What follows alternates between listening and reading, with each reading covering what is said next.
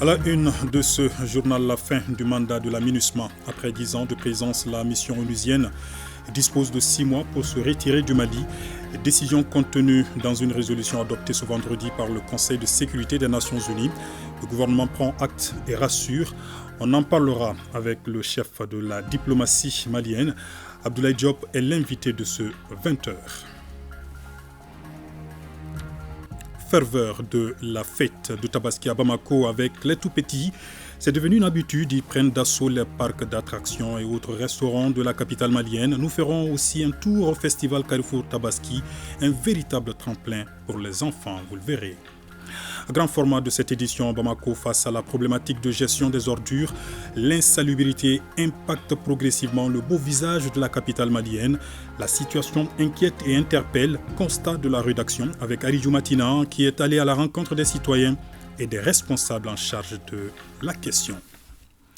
Voilà pour les titres. Mesdames, Messieurs, bonsoir. Monsieur le ministre, bonsoir. Bonsoir, monsieur. Vous êtes en plateau avec nous pour parler de cet événement du jour, la fin du mandat de la MINUSMA. Je reviens vers vous tout à l'heure. Le temps de nous rendre d'abord à New York où le Conseil de sécurité des Nations Unies a adopté à l'unanimité ce vendredi la résolution sur le retrait de la MINUSMA.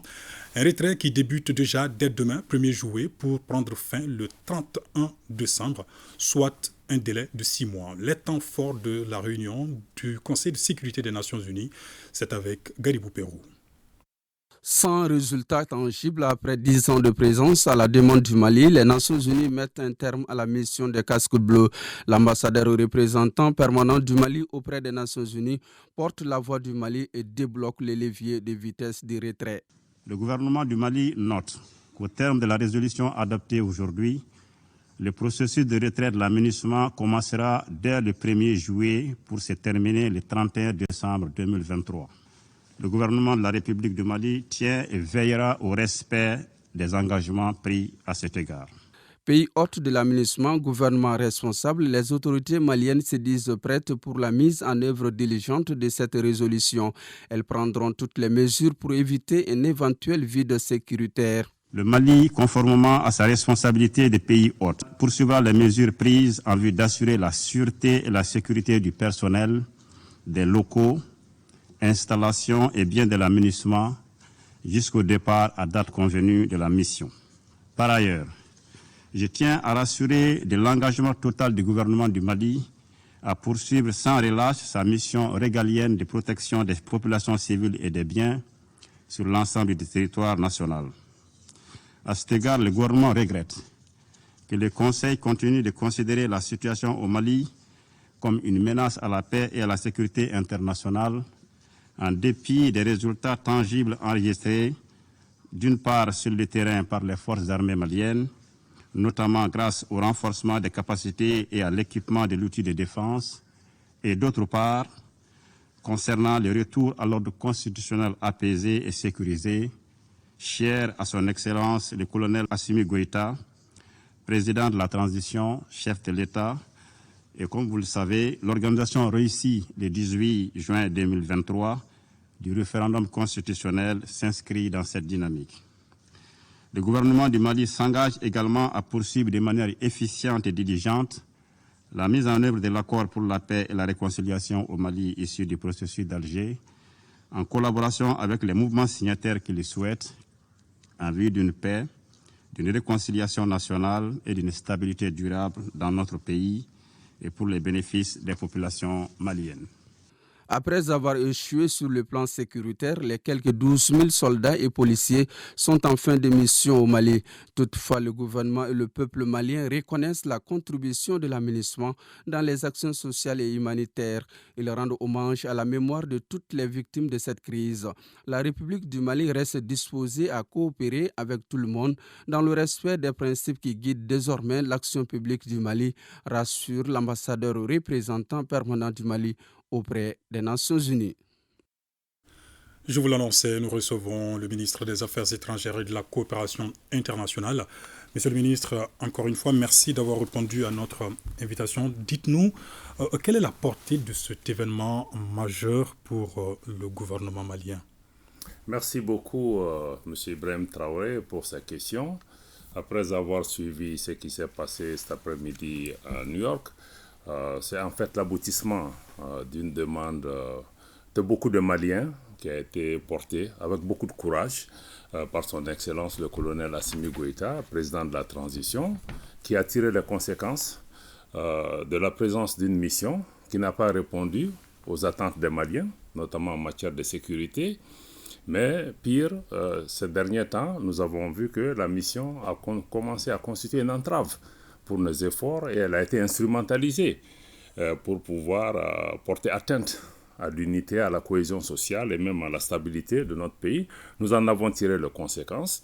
Et ce qui s'est passé aujourd'hui, c'est que nous voyons que les attentes essentielles du gouvernement du Mali ont été prises en compte et le Conseil, de façon collective, a voté à l'unanimité la résolution 2690 qui met un terme au mandat de la MINUSMA, mais aussi qui demande que, à compter du 1er juillet déjà, le processus de cessation des activités de transfert et de retrait soit effectif dans la période du 1er juillet au 31 décembre. Très bien. Ce délai convenu est de 6 mois. Est-ce que c'est une durée qui convient au gouvernement malien? Bon, vous savez, cette durée est venue à l'issue de longues discussions, des négociations difficiles. Le Mali, depuis le début, a demandé un retrait sans délai, indiquant notre volonté d'avoir un retrait dans les délais les plus courts possibles. Nous avons conscience naturellement qu'il s'agit d'une mission de près de 17 000 personnes qui a une empreinte lourde, mais il était important pour nous que ce délai soit court. C'est vrai que certains pays voyaient un horizon de 18 à 24 mois. Donc par rapport à cela, je pense que le Mali a fait preuve de souplesse, de flexibilité, mais nous restons vigilants. Nous pensons que tout doit être mis en œuvre pour pouvoir respecter ce délai. En tout cas, le gouvernement y est engagé.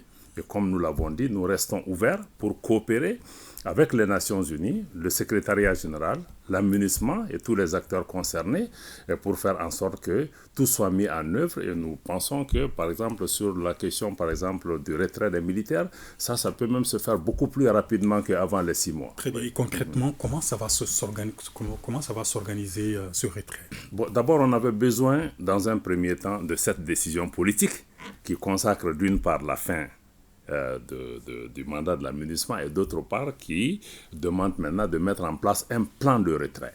Maintenant, nos équipes, avec l'équipe des Nations Unies, nous allons nous asseoir, créer les cadres nécessaires et faire des plans de travail et regarder sur le plan militaire qu'est-ce qu'il faut faire, comment ce basculement va s'opérer, qui doit faire quoi pour pouvoir réaliser cela, dans quel délai, et aussi regarder sur le plan civil qu'est-ce qui doit être fait. Donc nous allons travailler ensemble en regardant l'ensemble des dimensions et tous les ministères concernés au Mali aussi seront autour de la table pour que nous puissions travailler à réaliser ce plan de façon tout à fait minutieuse. Très bien, Monsieur le Ministre. Beaucoup d'interrogations et d'inquiétudes au Mali et à l'étranger sur ce retrait de la MINUSMA. Quelle assurance le gouvernement peut-il donner d'abord au plan sécuritaire pour assurer la sécurité sur l'étendue du territoire national?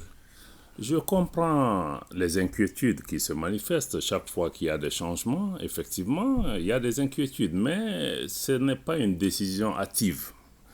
C'est une décision qui s'inscrit dans la volonté du gouvernement de se prendre en charge. Et vous avez vu qu'on ne s'est pas levé un matin pour demander le départ de la MINUSMA. Depuis plus de 18 mois, l'État a changé le paradigme sécuritaire du Mali en se focalisant sur le renforcement des capacités des forces de défense et de sécurité, en mettant une nouvelle stratégie en place, en mettant en place aussi des opérations d'envergure. Donc il y a eu des efforts, il y a eu des résultats, et c'est ce qui nous fonde aujourd'hui de penser que nous sommes en mesure aujourd'hui de combler tout vide éventuel qui pourrait se créer, mais nos opérationnels sont prêts pour pouvoir faire ce travail. Mais déjà sur le terrain, nous sommes déjà à l'offensive. Dans beaucoup d'endroits, il y a eu des résultats. Ça ne sera certainement pas facile. Mais je pense qu'il est important de se situer dans une perspective de long terme en comprenant que la sécurité du Mali sera désormais entre les mains des Maliens, même si nous n'excluons pas de continuer à travailler avec d'autres parce que la menace à laquelle nous faisons face est une menace transnationale et nous restons aussi conscients du fait que ça ne sera pas la réponse militaire uniquement qui permettra de régler les défis auxquels nous faisons face, mais sans le militaire, je pense qu'on ne sera même pas autour de la table. On parle beaucoup de l'accord également, de la mise en œuvre de l'accord pour la paix et la réconciliation issue du processus d'Alger. Ça, c'est une dimension importante, mais je dois dire que quand le Mali a décidé de faire appel à l'Algérie pour mettre en place un processus de médiation, c'est le Mali qui a choisi les partenaires qui devaient faire partie de la médiation internationale, y compris les Nations Unies. Donc c'était vraiment une volonté malienne. Les Nations Unies ont accompagné. Et aujourd'hui, nous ne voyons pas de lien parce que la MINUSMA n'est pas là. Les Nations Unies restent engagées dans ce processus. Mais plus important, le gouvernement du Mali, en tout cas, reste engagé.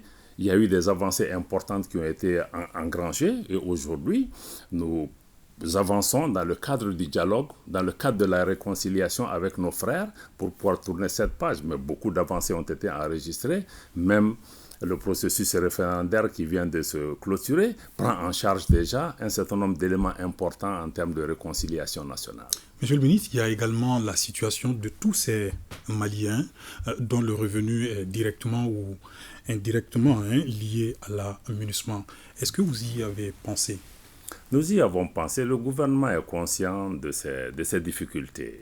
Naturellement, ce type de changement ne va pas sans difficulté. Nous sommes conscients que beaucoup de nos compatriotes vivent à travers des activités liées à la MINUSMA, mais aussi, en regardant la situation, nous regardons aussi la perspective nationale de tous les Maliens qui sont affectés par cette situation qu'il fallait changer. Le gouvernement a mis en place une stratégie pour atténuer l'impact, ça ne sera pas total, mais l'impact en tout cas de ce retrait sur les populations maliennes, tant à Bamako qu'à l'intérieur du pays. Et nos équipes commencent aussi à travailler à ces questions. Nous allons prendre attache aussi avec nos compatriotes qui sont concernés, les écouter et voir ensemble qu'est-ce qui peut être fait pour atténuer l'impact de cette mesure sur ses concitoyens. Merci beaucoup, Monsieur le ministre, d'avoir répondu à nos questions. Un message particulier à lancer avant de quitter ce plateau? Bon, le message, j'en aurais deux, si vous me permettez. D'abord, c'est un message de reconnaissance et de gratitude du Mali à l'endroit de tous les pays contributeurs de troupes et de personnel de police à la mission, surtout pour les casques bleus qui ont perdu la vie au Mali, pour pouvoir contribuer à résorber cette crise, particulièrement les casques bleus africains. Plus de 95% des personnes décédées, malheureusement, viennent de ces pays africains. Leur dire que nous sommes conscients des sacrifices qui ont été faits. Nous sommes aussi conscients qu'ils sont venus en toute bonne foi pour aider le Mali. Malheureusement, le véhicule dans lequel ils étaient pour nous aider n'était probablement pas le bon. Donc, mais nous reconnaissons cela et je pense que ça, c'est important. Nous saluons aussi les Nations Unies, le Conseil de sécurité et tous les pays qui nous ont accompagnés. Et je voudrais en particulier saluer un certain nombre de pays partenaires qui ont apporté un soutien constant au Mali, particulièrement au niveau des Nations Unies, pour nous aider même dans le cadre de ces négociations. Le deuxième message, c'est d'abord de rappeler à nos compatriotes l'attachement de son Excellence le colonel Assimi Goïta, président de la transition, à ce que notre pays, fidèle à ses valeurs ancestrales, puisse rester un pays d'hospitalité, un pays ouvert. Nous avons eu un différend avec l'organisation, mais les personnes qui sont venues nous aider, nous devons continuer à les traiter dans le cadre de notre tradition de Djatigia.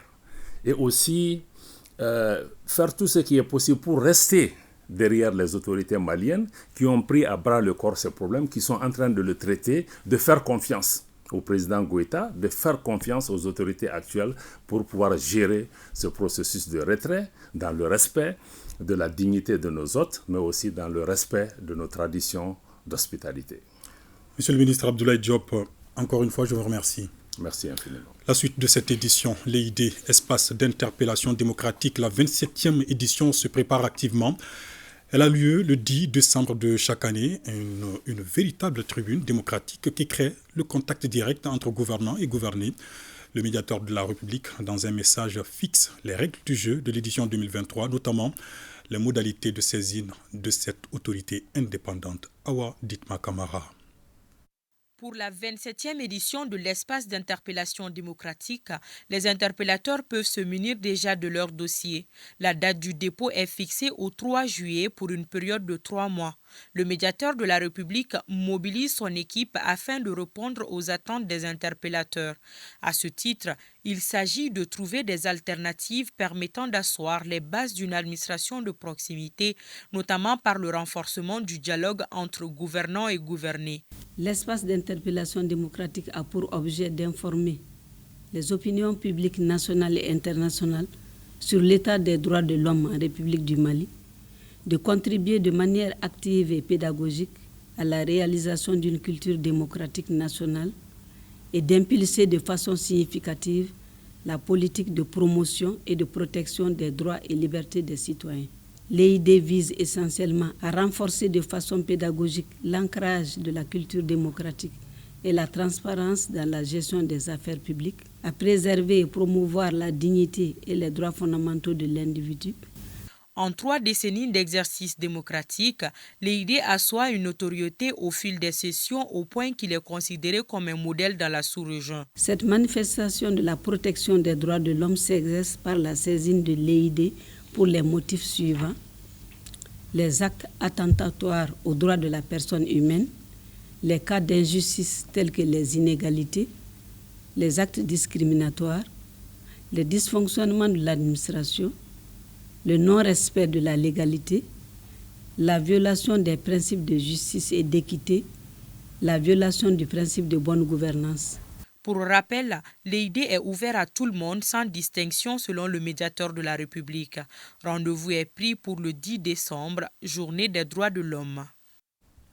5e comité de pilotage du projet de gouvernance du secteur des mines après 4 ans de mise en œuvre. Le projet travaille à adapter ses activités à certaines contraintes pour créer les conditions de la croissance et de diversification du secteur minier. Les détails avec Mamadou Fané. Le projet de gouvernance du secteur des mines a pour objet de renforcer les capacités du secteur minier et de contribuer à une croissance durable grâce à l'amélioration de la gouvernance. Après quelques années de mise en œuvre, il était devenu impérieux de procéder à sa restructuration pour mieux orienter ses activités, d'où la tenue de cette 5e session de son comité de pilotage pour partager les résultats de cette démarche. On va se focaliser dans l'acquisition des équipements techniques qui vont nous permettre au niveau national cette fois-ci de faire des réalisations, de faire des études nous-mêmes, des travaux de recherche, donc des travaux d'exploration et donc des équipements qui permettent également au programme de développement des ressources minérales de se renforcer.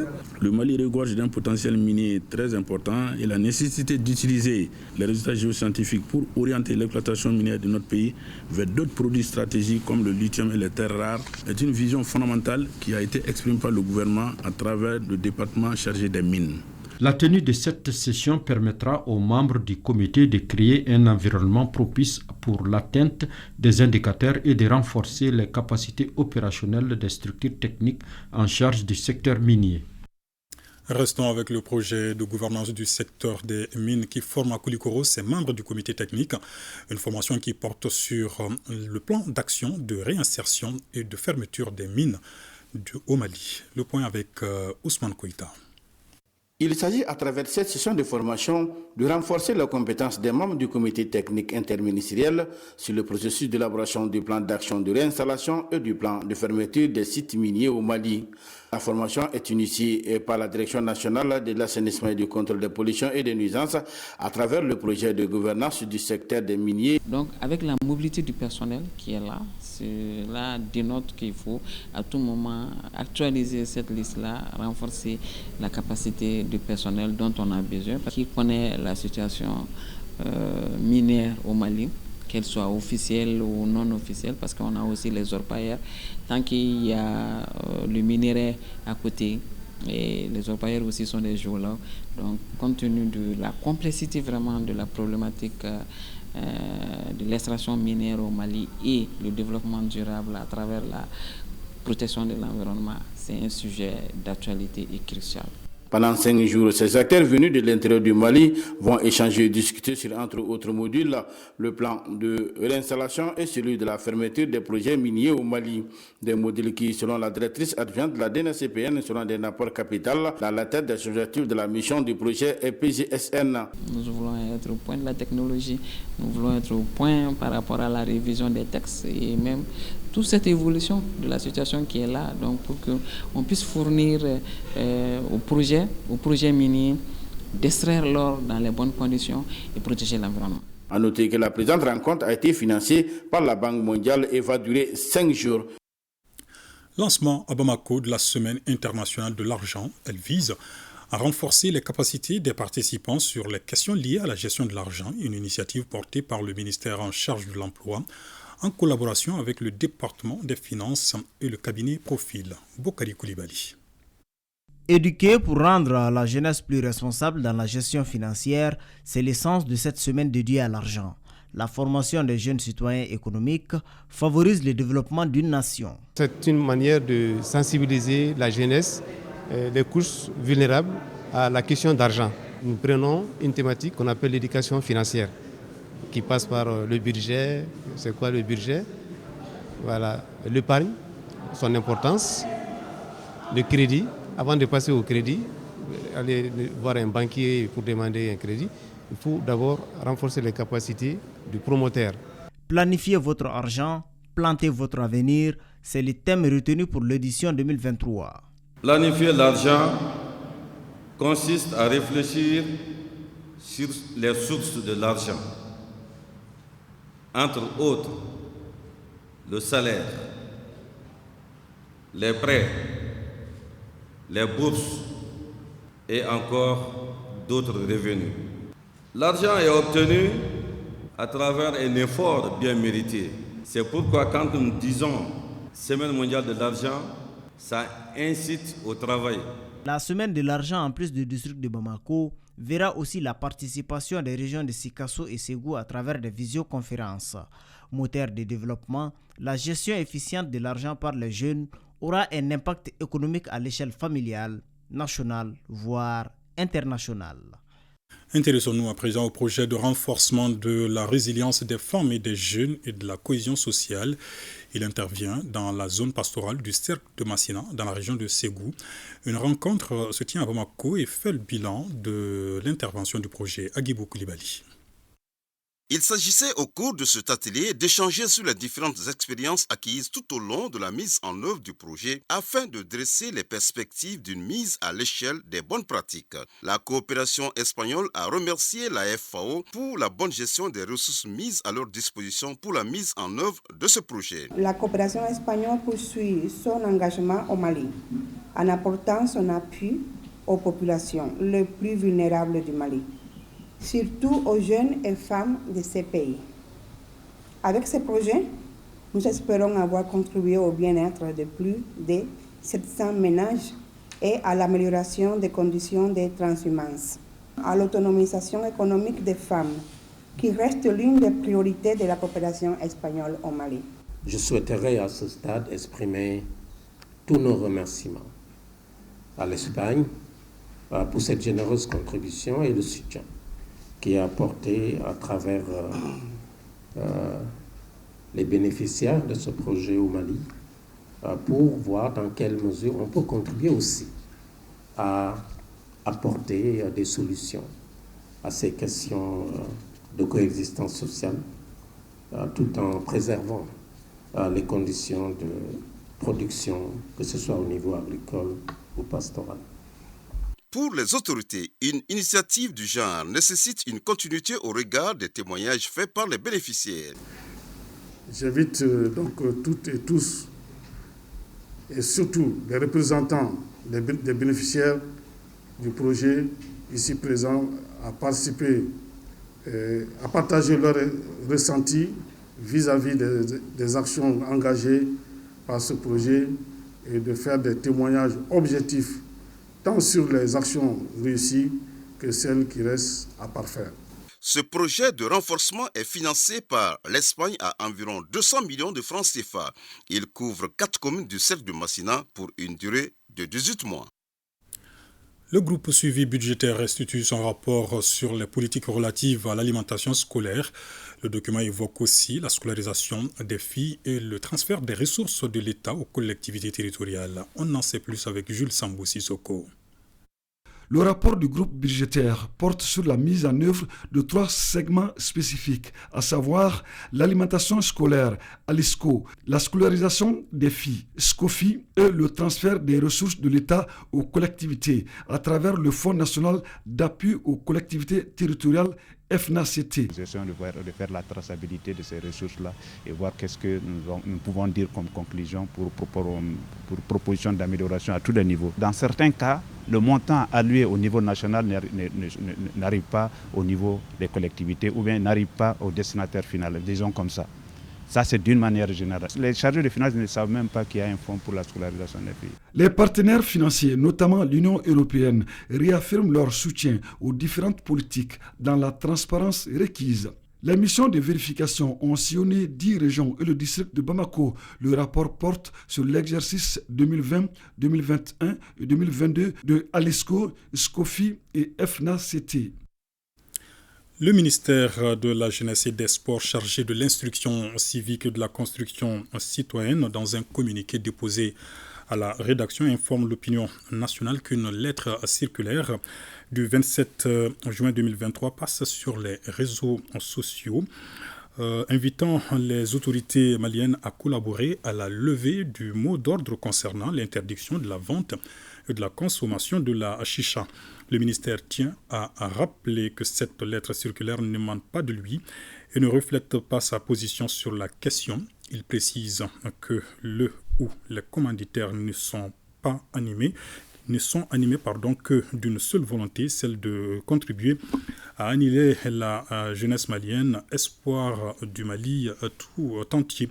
Le ministère rassure la population malienne que toutes les dispositions seront prises pour identifier et interpeller le ou les auteurs de cette fausse lettre circulaire afin de répondre de leurs actes devant les juridictions compétentes. Tabaski, on en parle encore dans ce journal. Hier, la fête se poursuivait avec les tout-petits. Ils étaient nombreux dans les restaurants et autres parcs d'attractions de la capitale. Maïmouna Guindo et son équipe ont visité certains endroits. Agréable, particulièrement bien entretenu pour recevoir les enfants. C'est Luna Park sur la route de Koulikoro. Il est 16h. Le lieu est pris d'assaut par les tout-petits. Quelquefois accompagnés par les parents, ils se pressent au guichet pour leur billet d'entrée. À l'intérieur, les enfants sont un peu partout. Certains se promènent et d'autres sont sur les manèges, les roues, les locomotives, j'en passe. Daouda Sempara, âgé de 12 ans, et Inadjire sont venus pour fêter en toute beauté. Chacun a sa manière de fêter. Nous les enfants, ça c'est notre manière de fêter la fête de Tabaski. Comme je suis le grand frère et qu'il y a beaucoup de gens, je fais attention à ce qu'on ne se perde pas de vue. On ne fête qu'une seule fois dans l'an, la Tabaski. C'est l'occasion d'amener les enfants dans les parcs pour qu'ils puissent s'amuser. Je garde toujours un œil sur eux. Un peu plus loin, nous arrivons au parc national de Bamako. Ici, ça grouille. Les taxis sont garés par-ci, les jeunes visiteurs par là. Ils tentent de rentrer, donnant du fil à retordre à la sécurité. Un endroit plein de monde où la sécurité doit être primordiale. Ce petit garçon égaré a été vite retrouvé grâce à la promptitude et au professionnalisme de la sécurité. Il y a un défi organisationnel parce qu'il y a beaucoup d'enfants qui viennent les familles viennent avec beaucoup d'enfants et parfois les mamans ou ceux qui sont les accompagnateurs n'arrivent pas à gérer les enfants. Donc forcément, il y a un certain nombre qui s'égarent. Si vous sortez là devant mon bureau, vous allez voir des enfants qui sont en train de pleurer là parce qu'on les a trouvés en train de pleurer parce qu'ils avaient perdu le contact avec leurs accompagnants. Du parc national, nous nous rendons à la Cité des enfants. Ici, les parents partagent l'enthousiasme des enfants. C'est le jour de la fête, il faut faire plaisir aux enfants. Bon, ça fait un bon moment que nous sommes ensemble.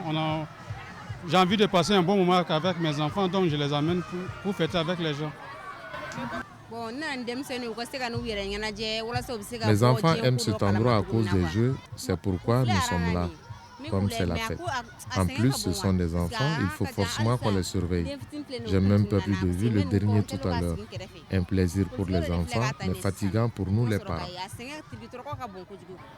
Les parcs d'attractions offrent aux enfants une occasion de partager des moments de rire, d'émotion et d'amusement.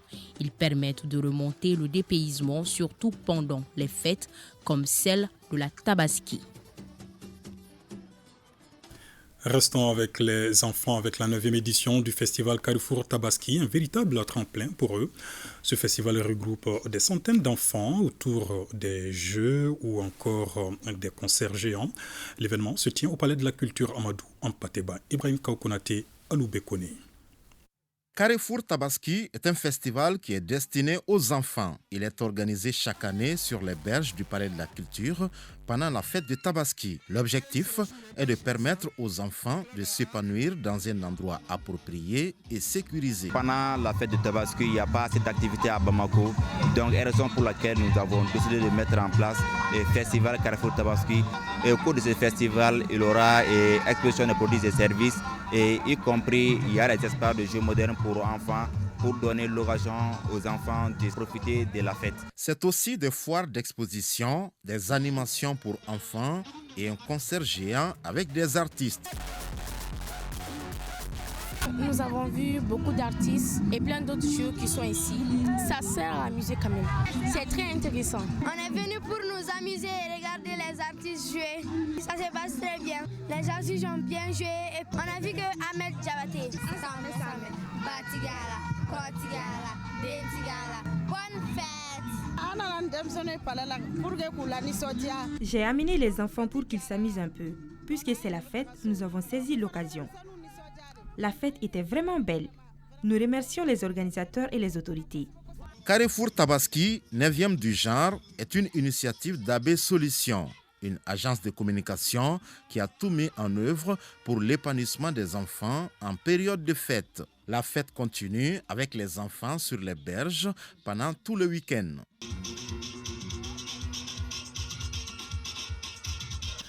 Tabaski toujours, rendons-nous cette fois-ci à Caille où c'est fini la ruée.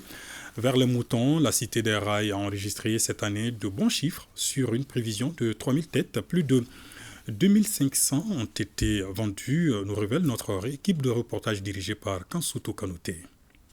La fête de Tabaski édition 2023 a été célébrée dans la joie et dans la quiétude à Caille. La ruée vers les moutons a pris fin. Même si la pilule était amère pour les musulmans à cause du prix élevé des animaux. Qu'à cela ne tienne, chaque fidèle musulman a pu s'acheter un mouton selon ses moyens. Donc l'objectif assigné à la DRPS cette année, c'était de 3000 têtes. Pour une prévision de 3000 têtes, nous avons réalisé 2500, soit un pourcentage de 83,33%. 1800 têtes ont été vendues. Si les prix des moutons étaient abordables l'année dernière, c'est tout le contraire cette année. L'année passée, il y avait assez d'animaux par rapport à cette année, ce qui a provoqué la hausse du prix des moutons. En tant que responsable, j'avoue que je me suis senti très mal à l'aise face à la montée du prix des moutons. L'opération vente promotionnelle pour la Tabaski cette année s'est déroulée dans un contexte d'insécurité qui se vit dans le nord du cercle de Caille. Raison pour laquelle nous n'avons pas pu enregistrer la présence des marchands qui viennent de Bafarara, donc de Koussané, la bande sahélienne. Le Mali est un pays où l'élevage de bétail est beaucoup pratiqué. Nos difficultés ont commencé depuis l'apparition de la maladie à coronavirus. Les animaux venant de la Mauritanie s'ajoutaient à ceux d'ici. Récemment, il y a eu des attaques à Melga et Bafrada, lesquelles ont vraiment fait peur aux commerçants, éleveurs entre autres. Maintenant, tout ceci passe par Kabou pour regagner le Sénégal. Ces moutons qui venaient de la Mauritanie nous soulageaient beaucoup. Selon nos interlocuteurs, malgré toutes ces difficultés, la fête s'est déroulée dans de très bonnes conditions. En tout cas, les moutons qui ont été présentés sur le marché avaient un embonpoint satisfaisant. La population a manifesté son grand intérêt vraiment pour avoir les moutons. Oui, on peut le confirmer sans risque de se tromper que malgré toutes ces difficultés, la fête des moutons, fête de Tabaski ou l'Aïd el-Kébir a été belle dans la cité des rails. Les enfants ont pris d'assaut le jardin de l'hôtel du Rail ainsi que le studio du photographe Babadja à Kaindi. C'est plus de 40 ans. Amé a organisé pour les enfants. Il y a plus de 40 ans que nous aménageons cet espace pour que les enfants viennent s'amuser le jour des fêtes. Je suis venue prendre mes photos parce que ce sont des souvenirs qu'on aime garder avec nos proches. Je remercie les enfants qui viennent ici pour se distraire. Pendant 3 jours de la fête, ils viennent ici, ils prennent des photos. Après avoir pris les photos, donc, ils s'amusent parce qu'il y a la musique ici. Donc tout le monde est content.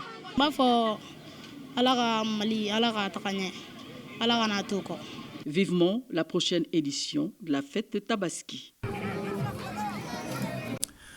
Fête et port du turban chez les Tamashek à Tombouctou, c'est une étape majeure dans la vie des adolescents qui, une fois initiés, peuvent prétendre au mariage. La cérémonie de port du turban se tient lors des grandes fêtes. Elle est généralement organisée par la famille maternelle du jeune garçon. Comment s'effectue le port du turban en milieu Tamashek? Élément de réponse avec Najim Baba Sissé. La ville de Tombouctou se distingue par sa riche culture ancestrale, un ensemble de valeurs dont les ethnies qui y vivent conservent et magnifient aux occasions opportunes. Parmi celles-ci figure le port du turban. Ce rituel se tient en milieu Tamashek lors de fêtes et confère un nouveau statut aux jeunes adolescents qui sont d'abord mis à l'épreuve tout comme leurs aïeux. Ce test consiste à leur confier des ânes avec leurs charges qu'ils conduiront jusqu'en ville. Si on voulait que tu seras turbané, c'est ton oncle qui va te turbaner. Mais il faut prendre ces 3 ans. Les ans là, tu l'amènes dans les bourgoutières. Puisque si tu es homme seulement, il faut l'amener au champ pour que tu les ramènes. Si tu les ramènes seulement, on sait que tu es homme. Toi seul. Quand il porte ce turban, ce jeune homme est considéré parmi les personnes censées être candidat à un mariage. Il faut cet âge, il faut ce turban pour qu'il soit inscrit sur la liste des hommes qui ont ce droit de se marier, de se procurer un foyer. Le port du turban est en premier lieu l'apanage de la famille maternelle, c'est-à-dire les oncles du jeune Tamashek qui doivent faire les dépenses afférentes à la cérémonie. Celle-ci est notre tradition. Lorsque notre enfant atteint 18 à 20 ans, on lui offre le turban pour lui signifier qu'il est devenu homme. Nous avons placé le port du turban comme un symbole fort dans notre société et dans notre culture. On ne passe jamais à côté. Même si nous avons un neveu dont le père est d'une autre ethnie, le moment où il vient en vacances, l'oncle profite pour créer, si possible, une journée pour lui porter ce turban et il peut retourner chez eux en ce temps. Ses parents paternels en font ce qu'ils veulent. Le turban est constitué de 2 bandeaux de tissu de couleur noire et blanche, sur lesquels sont enroulés des fils de couleur vive. Ces symboles le distinguent des autres types de turbans chez les communautés voisines. Une fois le turban ficelé, les marabouts et les autres participants font des bénédictions pour que les autres étapes de leur vie leur soient sans peine. Et ce turban, il est composé de beaucoup de matières. Il y a d'abord ce que tout Tombouctou connaît, c'est ce turban blanc que tout le monde connaît. Quand il y a blanc, ça veut dire qu'il y a joie, il y a la paix, il y a tout ça. Ça symbolise cela. Et il y aura une autre couche, un autre turban noir. Ils appellent ça l'oboutabé. Avec la modernisation, la chose culturelle a aussi pris un coup et l'argent occupe une place de choix. Aujourd'hui, tout est changé. Aujourd'hui, il y a des takamba, il y a des musiques, il y a beaucoup de choses que vraiment on ne connaît pas dans ça. Avant, ce n'est pas de l'argent qui est posé, mais c'est souvent du tabac, c'est de la cola, c'est des dates qui sont regroupées et partagées à tous les participants. Donc il en est de même aujourd'hui avec la modernisation, les choses dépassent les produits et elles sont remplacées par l'argent, la monnaie. Au-delà de son aspect culturel, la cérémonie de port de turban est un véritable facteur de cohésion sociale car elle admet tous les âges et toutes les couches sociales au nom des us et coutumes. Grand format de cette édition à présent Bamako face à la problématique de gestion des ordures. L'insalubrité impacte de plus en plus le beau visage de la capitale malienne. La situation inquiète et interpelle. Constat de la rédaction avec Aridjou Matina qui est allé à la rencontre des citoyens et des responsables en charge de la question. Quand la capitale croule sous les ordures, considérée comme la vitrine du Mali, la ville de Bamako reste toujours confrontée aux problèmes d'insalubrité. Presque la plupart des quartiers de la capitale, surtout après la fête de Tabaski, n'offrent pas un visage reluisant en matière de propriété. Les principales artères, les rues de la ville, ainsi que plusieurs autres endroits sont encombrés de tas d'ordures, des débris, des sachets, des pneus, des bouteilles, d'objets en plastique usés sont visibles un peu partout. Bamako est sale, très sale. Un tour dans la ville suffit pour constater la désolation qu'infligent les tas d'ordures qui détériorent le cadre de vie des populations. Certaines voies principales de la capitale sont devenues des dépotoirs. La capitale doit être propre car elle est la vitrine du pays. La propriété renforce la santé. Quant à l'insalubrité, elle est source de beaucoup de pathologies.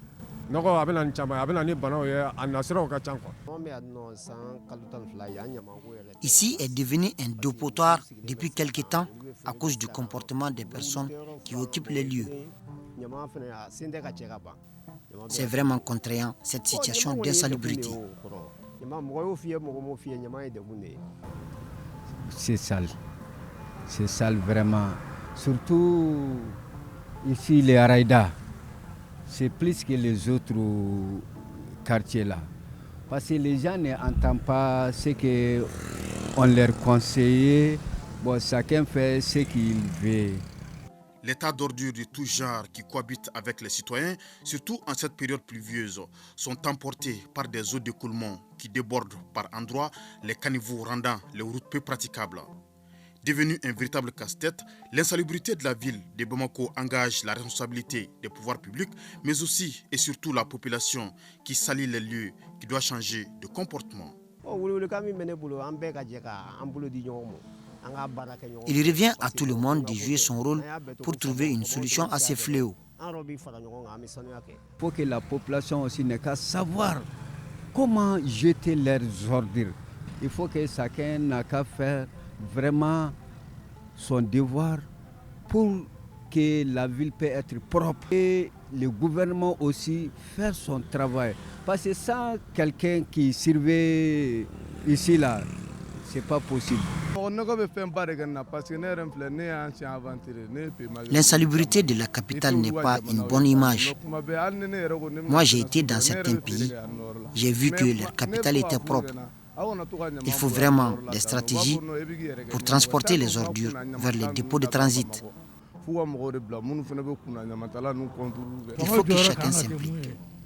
Mais il faut que les autorités trouvent une solution au problème d'évacuation des ordures, car nous rencontrons des difficultés faute du lieu de transit. De nouvelles stratégies et la mise à disposition de moyens de collecte des déchets, la pleine implication des autorités et un réel changement de comportement des citoyens sont plus que jamais nécessaires pour tracer la voie vers le salut en matière d'assainissement dans notre pays. Un immeuble de 5 niveaux s'est effondré ce vendredi dans le quartier ACI 2000. Un bilan provisoire, 2 blessés légers, des dégâts matériels importants. Aussitôt alertés, des éléments de la protection civile se sont rendus sur les lieux pour sauver ce qui peut l'être. Selon des témoins, n'eût été la libération récente des lieux par les occupants à la demande des structures techniques, les conséquences du drame seraient plus fâcheuses. Les investigations sont ouvertes pour situer les responsabilités. Et puis, ce vendredi 30 juin, un accident de la circulation est survenu dans la commune de Mpezoba. C'est un car en provenance de Koutiala qui s'est renversé. Bilan, 1 mort et 21 blessés. Et les causes sont imputables à l'excès de vitesse. Les autorités régionales sont allées donc sur les lieux de l'accident, voir les blessés au CCRF de Koutiala, leur souhaiter prompt rétablissement. Aussi présentent-elles leurs condoléances aux parents de celui qui a perdu la vie. Ainsi va l'actualité ce soir. Merci à toute l'équipe éditoriale et de réalisation. Merci également à vous et passez de très bons moments de télévision en notre compagnie. Bonsoir.